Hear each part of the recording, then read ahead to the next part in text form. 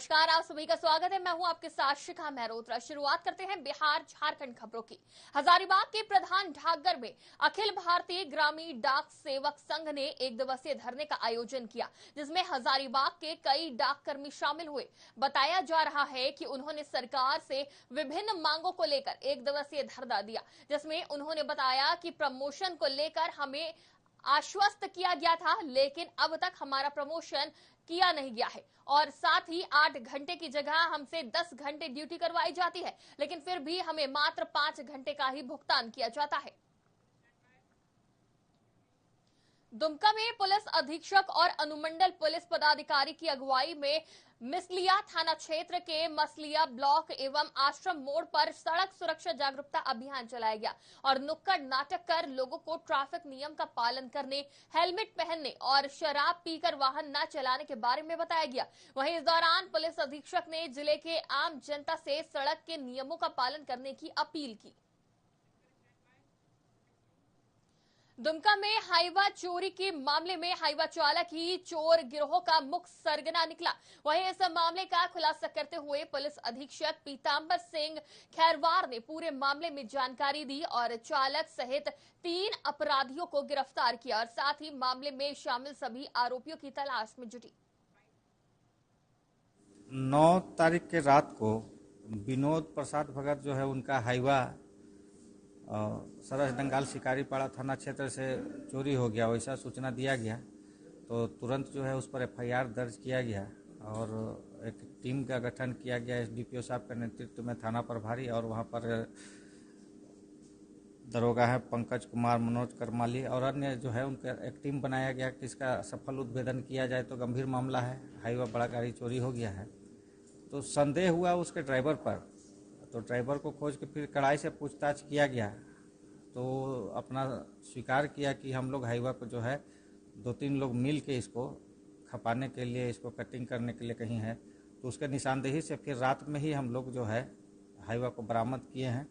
और भी एक तथ्य आया है कि इससे पहले भी एक बार जो है कि हाईवा का चोरी हुआ था 5वां महीना में, उसमें भी जो है इन लोग का संलिप्तता आया है, स्वीकार किया है। इस प्रकार इन लोग आदतन जो है कि हाईवा को चोरी करके नज़दीकी जो बंगाल में पड़ता है जिला, वहाँ पर कुछ लोगों से तालमेल करके उसको काट करके बेचने का काम शुरू किए थे। इस प्रकार ये तो आने वाला समय में और भी घटना होता, लेकिन उद्भेदन हो गया है। अब इस पर अब लगाम लगेगा। चोरी कर करके लोग कटिंग का काम करते हैं। सर, क्या ये गिरोह के रूप में कार्य करते हैं क्या? ये दूसरी घटना है इनका, उसके बाद हो सकता है नहीं पकड़े जाते तो इस तरह का और लगातार काम करते रहते हैं। लेकिन दुमका पुलिस के द्वारा एक यूनिट के रूप में, एक टीम के रूप में काम करके इसका 24 घंटे के अंदर एक सफल।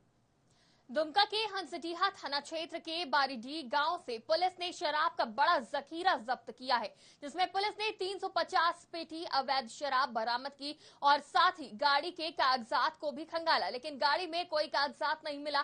फिलहाल पुलिस ने अज्ञात तस्करों के खिलाफ आबकारी अधिनियम के तहत संगीन धाराओं के तहत मामला दर्ज कर लिया है और ट्रक को सीज कर आगे की कार्रवाई शुरू कर दी है। पड़ोसी राज्य में शराबबंदी है, चूँकि ये सीमावर्ती जिला है, तो इसका लाभ जो है तस्कर जरूर उठाते रहे होंगे और हम लोग को गुप्त सूचना भी मिलती थी। ये लोग शराब लेके कहीं खपाने का प्रयास कर रहे थे। इस वक्त पर उनका गाड़ी कुछ खराबी आ गया, जिसके चलते समय पर वो लोग ले नहीं जा सके। पुलिस को भी सूचना मिली, ग्रामीण लोग को भी सूचना मिली, जिस पर तुरंत कार्रवाई करते हुए उसको जब्त किया गया और थाना लाया गया। और उसमें जो गाड़ी के साथ चालक और जो है उसका ड्राइवर और मालिक का कोई नहीं था, सब छोड़ के भाग गए थे। और उसमें जांच किया गया तो लगभग 350 पेटी शराब उसमें बरामद हुआ है और जिस पर हम लोग कार्रवाई कर रहे हैं। एफआईआर दर्ज करके अनुसंधान करेंगे कि इसमें फिर और शामिल कौन कौन है, क्योंकि ड्राइवर और मालिक गाड़ी का वो अभी पकड़ाया नहीं है। उनको खोजने के बाद उनको बताना होगा कि कहाँ से ला रहे थे और कहाँ ले जा रहे थे।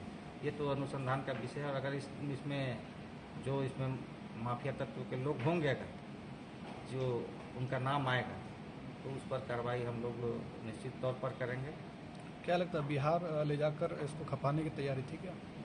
तो शराब का खपत तो हर एक जगह है, अब वो अनुसंधान में आएगा कि वो लोकल में यहाँ कहीं सप्लाई कर रहे थे या तो बिहार ले जाने के लिए थे।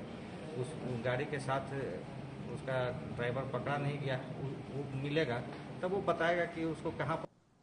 भारत देश अमृतकाल मना रहा है और देश के प्रधानमंत्री आह्वान पर पूरा देश हर घर तिरंगा महाअभियान में अपनी सहभागिता सुनिश्चित करते हुए जिला भारतीय जनता पार्टी कार्यालय में इसकी शुरुआत की गई, जहां भारतीय जनता पार्टी के कार्यकर्ता तिरंगा लहराते हुए नजर आए। वहीं इस दौरान जिला अध्यक्ष गुंजन यादव ने कहा कि पूरा देश हर घर तिरंगा उत्सव मना रहा है। इसके साथ ही देश के प्रधानमंत्री के आह्वान पर मेरी माटी मेरा देश कार्यक्रम लाया गया है, जिसे भारतीय जनता पार्टी 13 अगस्त को बड़ी भव्य तरीके से मनाएगी। देखिए, अपना भारत देश अमृत काल मना रहा है और देश के यशस्वी प्रधानमंत्री आदरणीय नरेंद्र मोदी जी के आह्वान पर पूरा भारतवर्ष हर घर तिरंगा महाअभियान में अपनी सहभागिता सुनिश्चित कर रहा है। हम भारतीय जनता पार्टी के कार्यकर्ता भी हर घर तिरंगा के इस महाअभियान में अपने सहभागिता, अपनी भूमिका को सुनिश्चित करने के हेतु आज जमशेदपुर महानगर की एक बैठक हुई और इस बैठक के माध्यम से हर घर तिरंगा अभियान का आज आगाज जमशेदपुर महानगर के हम भारतीय जनता पार्टी के राष्ट्र भक्तों ने करने का काम किया। इसके साथ साथ अपने यशस्वी प्रधानमंत्री आदरणीय नरेंद्र मोदी जी ने मेरी माटी मेरा देश नामक एक अभियान लाया है। आगामी 13 अगस्त को मेरी माटी मेरा देश इस अभियान की शुरुआत भी जमशेदपुर महानगर के बैनर तले एक बड़ा आगाज होगा। पूरे जमशेदपुर के कार्यकर्ता जुटेंगे और उस दिन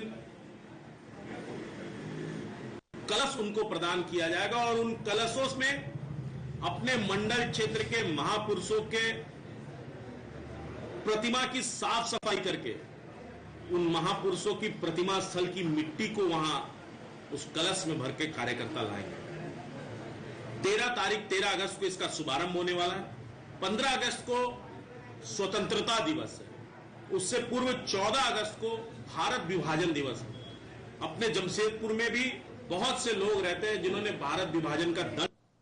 जमशेदपुर में विभिन्न समस्याओं के समाधान की मांग को लेकर आदित्यपुर गम्हरिया विकास समिति ने आवास बोर्ड के अध्यक्ष को एक ज्ञापन सौंपा और बागबेड़ा और गोविंदपुर में आवास बोर्ड के फ्लैटों भूखंडों पर रह रहे परिवारों को विधिवत आवंटन की सुविधा देने की मांग की। बता दें, आवास बोर्ड के अध्यक्ष एक दिवसीय दौरे पर जमशेदपुर आए और आदित्यपुर स्थित कार्यालय का दौरा कर यहां की समस्याओं का जायजा लिया। की समस्या है करीब सिमिलर है। ऐसे कई मकान और फ्लैट हैं जहां पर वर्षों से अवैध रूप से रह रहे हैं और मैंने जिक्र भी किया कुछ क्वार्टरों का कि वहां पर लोग रह रहे हैं, इसीलिए क्वार्टर बचा हुआ है, वरना अब तक गिर गया होता। तो जो वर्षों से लोग रह रहे हैं, एक बार सरकार 2017 में इस तरह का निकाली भी थी कि जो लोग 10 वर्ष से अधिक समय से रह रहे हैं वो आवेदन दे, उनका हो जाएगा। तो अब तक हम लोग की जानकारी के अनुसार मात्र 3 लोगों का हुआ। वही बात हम लोगों ने आज अध्यक्ष महोदय जी से रिक्वेस्ट किया है कि जो लोग भी आवास बोर्ड के मकान फ्लैट में वर्षों से अवैध रूप से रह रहे हैं, उनको एक प्रक्रिया के तहत, कोई नियम के तहत उनको उनके नाम से आवंटित कर दिया जाए ताकि उनको मकान मिल जाए और सरकार को राजस्व मिल जाए। कई मकान का आवास बोर्ड के भूखंड पर भी लोग, जहाँ छिटपुट लैंड है कहीं पे, भूखंड पर भी वर्षों से लोग रह रहे हैं। अब उनको तोड़ के हटाना, जहाँ एक तरफ सरकार की योजना चल रही है कि सबको मकान दीजिए, सबको पीएम आवास और तरह तरह की योजनाएं चल रही, इंदिरा आवास कभी कुछ, तो ऐसे में तोड़ना या उनको हटाना मुझे लगता है कि जनहित में नहीं होगा, बल्कि उस भूखंड को जिस भी नियम के तहत जो भी उसका राजस्व है उसको लेकर के एक नियमावली बना करके भूखंड को भी जो है। जमशेदपुर के जुगसलाई और बागबेड़ा के लोगों ने संयुक्त रूप से उपायुक्त कार्यालय पहुंचकर उपायुक्त से जुगसलाई यातायात की शिकायत की और साथ ही आम लोगों को हो रही परेशानियों से उपायुक्त को अवगत कराया। वहीं जानकारी देते हुए स्थानीय लोगों ने बताया कि नए ओवरब्रिज का निर्माण किया गया, जिसके बाद लोगों से चेकिंग के नाम पर अवैध रूप से वसूली की जा रही है और साथ ही जुगसलाई थाना क्षेत्र की यातायात पुलिस पर बेवजह लोगों को परेशान करने का आरोप भी लगाया। जुगसलाई क्षेत्र के तमाम और बागबेड़ा क्षेत्र के आम नागरिकों की तरफ से हम लोग आए हुए हैं कि जुगसलाई में ट्रैफिक पुलिस की बर्बरता और अवैध वसूली के खिलाफ में काफ़ी आक्रोश है लोगों में, क्योंकि जुगसलाई में जो रेलवे ओवरब्रिज जो बना था वो जुगसलाई और बागबेड़ा क्षेत्र के नागरिकों की सहूलत के लिए बना था कि ताकि बाधित रहित आवागमन आराम से हो सके, लेकिन वहाँ पर अवैध ट्रैफिक पॉइंट बना करके और हेलमेट और कागज के जांच के नाम में वहाँ वसूली की जा रही है, जबकि उसके कुछ ही दूर पे मुख्य मार्ग में यातायात ट्रैफिक थाना है, वहाँ प्रतिदिन जांच होती है। जांच होने के बाद फिर पुलिस के पास जांच करना कोई औचित नहीं है, लेकिन वहाँ जांच सिर्फ इसलिए किया जाता है क्योंकि आम नागरिक का मजदूरों से हेलमेट और पेपर के नाम से। जमशेदपुर में कांग्रेस पार्टी के नगर कमेटी ने पूर्व सांसद डॉक्टर अजय कुमार का जन्मदिन मनाया और साथ ही इस दौरान गरीबों और जरूरतमंदों को भोजन कराया। वहीं इस दौरान रक्तदान शिविर का भी आयोजन किया गया, जहां भारी संख्या में लोगों ने भोजन का पैकेट लिया और रक्तदान शिविर में भाग लिया। ये हमारे अभिभावक झारखंड के सबसे लोकप्रिय नेता, जन जन के नेता, युवाओं के आदर्श, पूर्व सांसद, पूर्व आईपीएस ऑफिसर, 3 राज्य के प्रभारी आदरणीय डॉक्टर अजय कुमार जी का जन्म दिवस है। उनके जन्म दिवस को हम एक पर्व की तरह मना रहे हैं। डॉक्टर अजय कुमार हमेशा युवाओं के आदर्श रहे। उन्होंने, जब वो एसपी थे जमशेदपुर के, उन्होंने जमशेदपुर को से क्राइम मुक्त कराया। आज वो हमेशा युवाओं को रोजगार की तरफ बात करते हैं, उनकी शिक्षा की बातें करते हैं। उनके जन्म दिवस के उपलक्ष्य पर हमारी कमेटी, नगर कमेटी के द्वारा छाया नगर में कुछ जरूरतमंद लोगों के बीच भोजन का वितरण किया गया। साथ ही साथ धतकीडी ब्लड बैंक में ब्लड डोनेशन कैंप भी लगाया गया है। उस ब्लड डोनेशन कैंप में जमशेदपुर के काफी युवाओं बढ़ चढ़कर हिस्सा ले रहे हैं और हमारे आदरणीय डॉक्टर अजय कुमार को स्वस्थ रहने का आशीर्वाद दे रहे हैं और जमशेदपुर की जनता यह प्रण भी ले रही है कि इस बार 2024 के चुनाव में डॉक्टर अजय कुमार सर को जमशेदपुर का सांसद बना। जमशेदपुर में टेंट के अधीन सिद्धगोड़ा डिपो में कार्यरत मजदूरों को पिछले 2 माह का वेतन नहीं मिला है, जिसकी वजह से लगभग सैकड़ों मजदूरों के समक्ष भुखमरी की समस्या उत्पन्न हो गई है। जिसके बाद मजदूरों ने अपनी समस्या को लेकर उपायुक्त कार्यालय पहुंचे और उपायुक्त से जल्द समस्या में हस्तक्षेप कर निस्तारण की मांग की। इतना साल से हम लोग काम कर रहे हैं, कभी पेमेंट के लिए रोए नहीं है। अभी 16 महीना हो रहा है, अशोक मंडल टेंडर ले उसका चेंज होकर 16 महीना हो रहा है। हम लोग 16 महीना से इतना रोला रहा है कि क्या बोलेंगे, हम लोगों को सड़क में आके भी भीख मांगने वाला से भीख नहीं मिल रहा है। ऐसे हम लोगों का दिन आ गया, लेकिन क्या करेंगे। अशोक मंडल को जब भी 2 महीना 3 महीना काम करते हैं, उसके बाद 2 महीना 1 महीना का पैसा देता है। जब मांगने आता है तो बोलता है आज नहीं, कल नहीं, आज नहीं। उसको मैंने महीना भर ऐसे ही पार कर देता है। तो हम लोगों ने आज स्ट्राइक किए हैं तो काम रोकवाने से दूसरा को बुला के काम कराता है। बार का मैंने जेमको उनको लिल्डी फिल्डी कासीडी उसडी साक्षी पक्षी कर लेबर लेकर के वहाँ काम कराता, साफ सफाई का।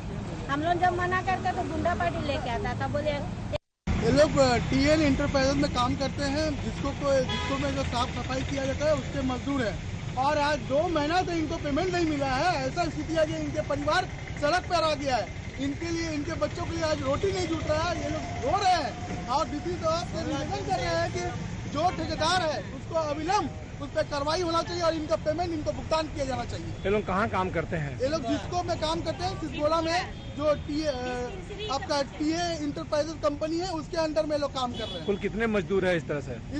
लगभग 70-80 मजदूर हैं, मगर अभी यहाँ पे 40-50। लातेहार में बालूमाथ थाना क्षेत्र के गणेशपुर में एक बार फिर हाथियों के झुंड ने तबाही मचा दी। ग्रामीणों के घरों को उजाड़ दिया। वहीं वन विभाग भी हाथियों के झुंड को भगाने की कोशिश में जुटा है और ऐसे में लोग अपनी जान बचाकर भाग रहे हैं। बता दें, इस मामले में स्थानीय लोगों ने क्या कुछ कहा, आइए आपको सुना दें। में 11 बज रहा था, हम लोग सब सोवल थे। उधर से अचानक आए 11-12 का मतलब झुंड थे हाथी, वहाँ सोवल थे। अचानक उधर इधर बज रहा था, तब वो सोवल थे वहाँ। तो अचानक में उठे और बोले, हम लोग वहाँ थे कि चलिए भागिए से आ रहा है हाथी का झुंड। हम लोग यहाँ से उठने भी नहीं सके और उधर से मतलब ढकल दिया। थोड़ा सा चलते मतलब पार हो गया, तब फिर खतरा हो जाता बहुत ज्यादा। वहाँ सब 10-15 बोरा मतलब सब। क्रांतिवीर युवा खुदीराम बोस की जयंती के मौके पर पाकुड़ खुदीराम बोस चौक पर स्थित बंगाली एसोसिएशन ने युवा क्रांति खुदीराम बोस जी की मूर्ति पर माल्यार्पण करते हुए उन्हें नमन किया और उनको श्रद्धांजलि दी। वहीं इस मौके पर बंगाली समिति के निरंजन घोष, प्रबीर भट्टाचार्य के साथ स्थानीय गणमान्य व्यक्ति मौजूद रहे। खुदीराम बोस का पुण्यतिथि है। हर वर्ष हम लोग ये उत्सव मनाते हैं। इस मूर्ति की प्रतिष्ठाता हमारे भूतपूर्व वार्ड पार्षद बेला मजुमदार है, क्योंकि उनका घर में थोड़ा असुविधा है, इसीलिए उपस्थित नहीं है। बाकी हम लोग बंगाली समिति के सभी सदस्य उपस्थित हैं। हम लोग आज उनके श्रीचरण में श्रद्धा। प्रधानमंत्री नरेंद्र मोदी के द्वारा दिए गए लोकसभा में बयान के बाद सियासत गर्मा गई है, जिसके बाद प्रधानमंत्री मोदी ने कहा कि जो इंडिया गठबंधन बनी है वो घमंडी गठबंधन है। जिसके बाद मुख्यमंत्री नीतीश कुमार ने प्रधानमंत्री पर निशाना साधते हुए कहा कि प्रधानमंत्री जी डर गए हैं, तब इस तरह की अनर्गल बातें कर रहे हैं। वहीं साथ ही उन्होंने मौके पर मौजूद मीडिया कर्मी पर भी निशाना साधा और कहा कि मीडिया सिर्फ एक तरफा खबरें चलाती है। और क्या कुछ कहा, आप भी देखिए। आप पर कब्जा आज केंद्र सरकार है, उसी का है, तो वो जो बोलेंगे अब उसी का आएगा। लेकिन कौन कौन चीज बोलते हैं, वो हर चीज बोलते हैं अपना, तो उनको अपने ढंग से लोग बोलते हैं, बिना मतलब की बात है। अपोजिशन ने कहा तो जब काम करना चाहिए ना, तो काम नहीं हो रहा है। जहाँ घटनाएं घट गई तो उसी के बारे में भी कोई बयान नहीं। हाउस चलता है, बाहर घूमते रहते हैं। तो ये सब पहले होता था जी। हम लोग थे जब तक एमपी थे और सरकार में भी थे, अटल जी के सरकार में थे या उसके पहले भी सरकार में थे। अब आप समझिए उस समय सब लोग रहते थे, अब अभी लोग नहीं रहते हैं, अपना कुछ कुछ बोलते रहते हैं। तो हमको देखिए, आप चूंकि एक बात हम खाली कह देते हैं, हम आप लोग को हाथ जोड़ करके कह देते हैं कि अब जो है एक तरफा ही कुछ कुछ छपते रहता है। अब और लोग जो बोला उसका खबर नहीं आता है, और दिन भर छपता है कि वो क्या बोल रहे हैं, तब उसको देखने की क्या जरूरत है। अब तो हम देखना घटा दिए, तो इसलिए कोई मतलब नहीं।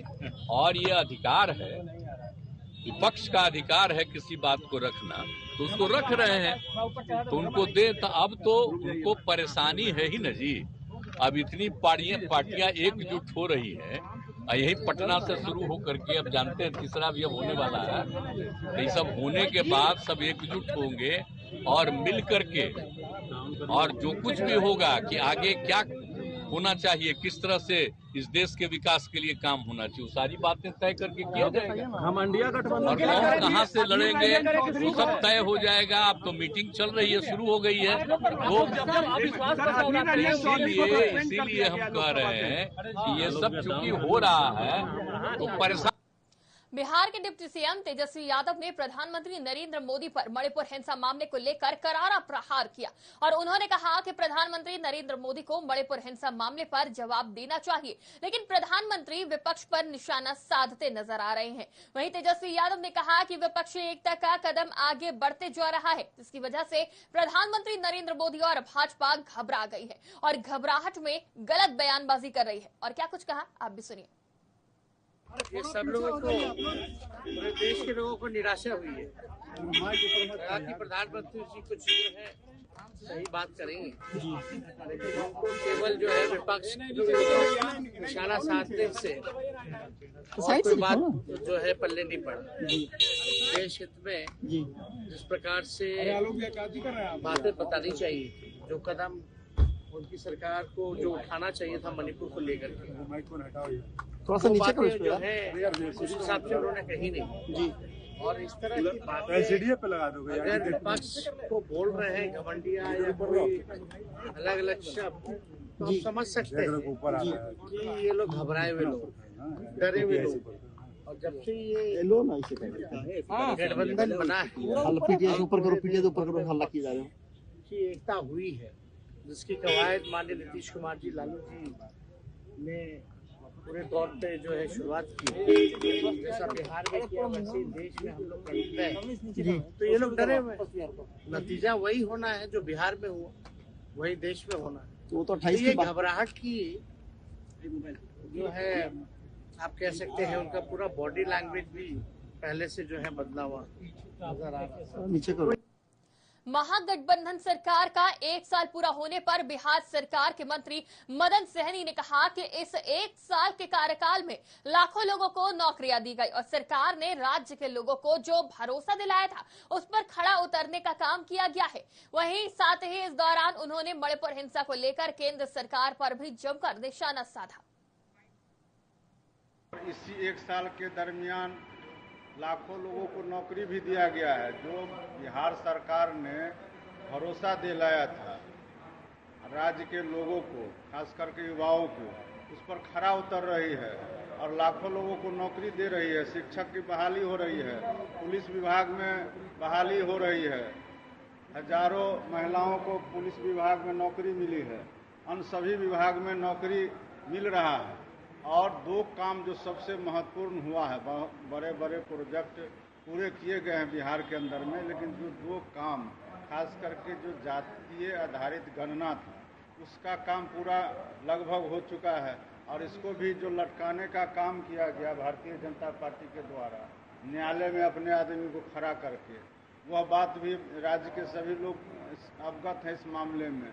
दूसरा जो नगर निकाय चुनाव में भी उन्होंने न्यायालय का आर ले करके और उसका दरवाजा खटखटा करके उसको भी रोकने का प्रयास किया, लेकिन राज्य सरकार और माननीय मुख्यमंत्री जी हमेशा से जो अति पिछड़ा है, दलित है, पिछड़ा है, उनके आरक्षण के पक्षधर रहे हैं। और पंचायत चुनाव हो या नगर निगम चुनाव हो, दोनों जगह इन्होंने आरक्षण दिया है, अति पिछड़ों को भी दिया है, महिलाओं को भी दिया है और उनके आरक्षण के बिना इन्होंने चुनाव नहीं कराया।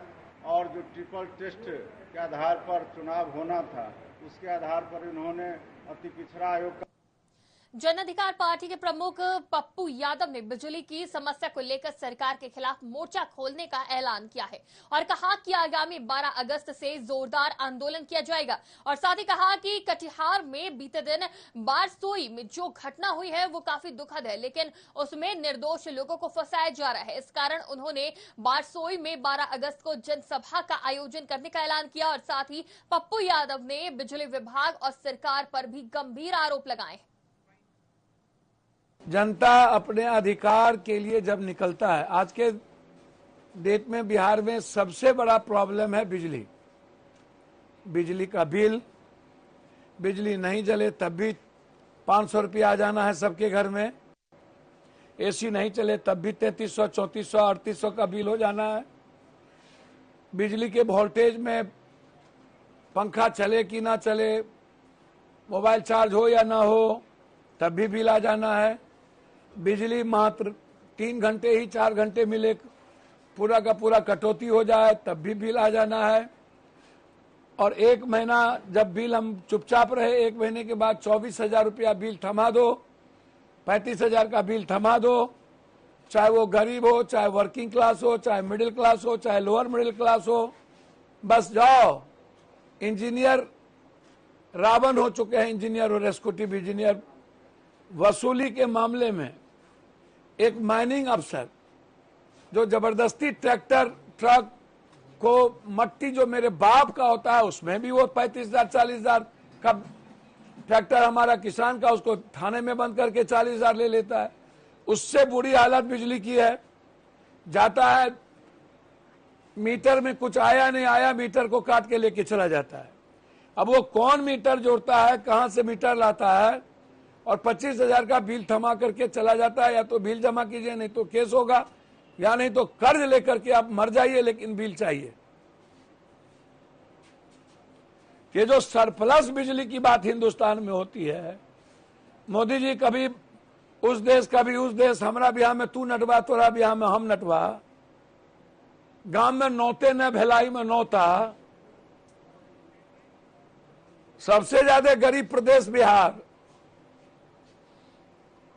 और लगातार हम बिजली की आत्मनिर्भरता की। पटना में महागठबंधन की सरकार बने हुए 1 साल का वक्त बीत गया है, जिसके बाद भी भाजपा लगातार सरकार को घेर रही है। बता दें, बीजेपी के प्रदेश अध्यक्ष सम्राट चौधरी ने सीएम नीतीश कुमार पर निशाना साधते हुए कहा कि महागठबंधन सरकार की पुण्यतिथि सुशासन की पुण्यतिथि है, और साथ ही कहा कि जिले के शहीद स्मारक से निकलकर हम लोग जिले के डीएम को ज्ञापन सौंपेंगे और सरकार के खिलाफ जोरदार प्रदर्शन करेंगे।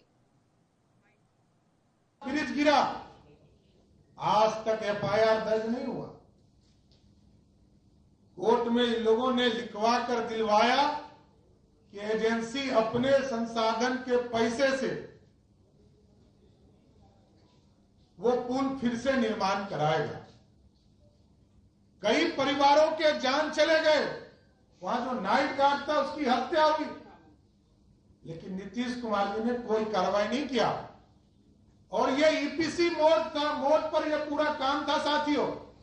डिजाइन भी तय करना था, वो काम करना था उसी एजेंसी को।